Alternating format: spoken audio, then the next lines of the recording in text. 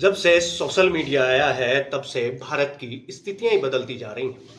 लगातार बदलती स्थितियों में नग्नता एक तरीके का ऐसा कार्य हो गया है जो आजकल हर प्रेमी और प्रेमिका शायद ये करना चाहते हैं। अब सबको पता है कि बंद कमरों में क्या होता है, एक शादी के बाद क्या होता है, एक प्रेमी और एक प्रेमिका क्या करते हैं। लेकिन जब से सोशल मीडिया का इस्तेमाल देश में बढ़ा है तब से ये नग्नता शायद इंटरनेट के जरिए हर उस व्यक्ति तक, हर उस नाबालिग तक, हर उस बालिग तक परोसी जा रही है। सरकार ने अनेकों वेबसाइटों पर प्रतिबंध लगाती है, लेकिन शायद ये नग्नता लोगों के दिमाग में घर कर चुकी है। और जब इस नग्नता पर कोई सवाल उठाया जाता है तो ये कहा जाता है कि मॉडर्न जमाना है सर, मॉडर्न जमाने में ऐसा ही होता है।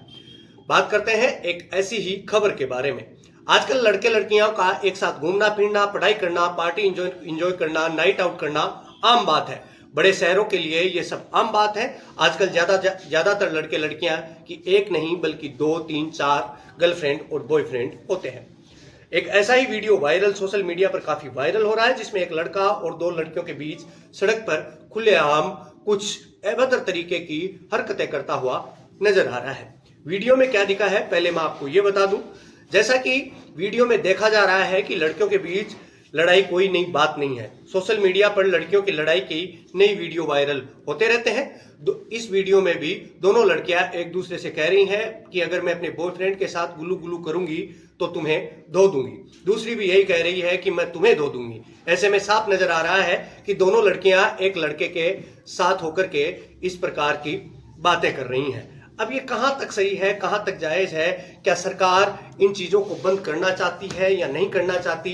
क्या किसी सड़क के ऊपर ऐसे अभद्र तरीके से किए गए व्यवहार क्या सही है या गलत है? यह आप हमें कमेंट बॉक्स में जरूर बताइएगा। लेकिन उससे पहले एक छोटी सी बात, उसके जरिए आप ट्रैक करना सीखिए अपने बच्चों को। आप जब तक अपने बच्चों को इंटरनेट से वाकिफ नहीं होंगे, क्योंकि एक जनरेशन गैप आता है, उस जनरेशन गैप को कम कीजिए, इंटरनेट का इस्तेमाल कीजिए। हाँ, माना कि इंटरनेट का इस्तेमाल थोड़ा सा खतरनाक जरूर है, लेकिन आप यदि इंटरनेट का इस्तेमाल करना सही तरीके से सीख जाते हैं, उसके बाद में कुछ चीजों में सहूलियत होगी। जैसे आप अपने बच्चियों को ट्रैक कर पाएंगे, आप अपने बच्चियों को ट्रैक कर पाएंगे तो उनकी सारी जानकारियां आपके पास होंगी, उनको सही संस्कार देने होंगे।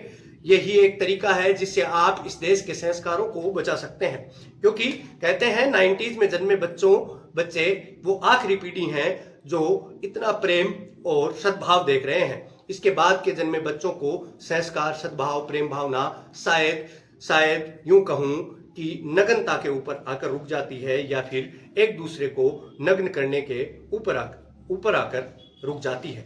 आजकल का प्रेम भी बड़ा मिश्रित प्रेम है, जिसमें शायद लस्ट सबसे ज्यादा होती है, हवस सबसे ज्यादा होती है। पवित्र प्रेम की परिभाषा शायद लोग भूल चुके हैं। तो आप अपने से छोटे जो हैं उनको ट्रैक करके इस प्रेम को सही तरीके से समझाने का कार्य करें, क्योंकि शिक्षा बेहद जरूरी है। यदि सही तरीके की शिक्षा नहीं मिल पाएगी तो ऐसे ही वीडियो आपके सामने आते रहेंगे, आप देखते रहेंगे और मूक बधिर होकर एक दिन ऐसा समय आएगा कि आपके सामने सिर्फ नग्नता होगी और आप कुछ कर भी नहीं पाएंगे।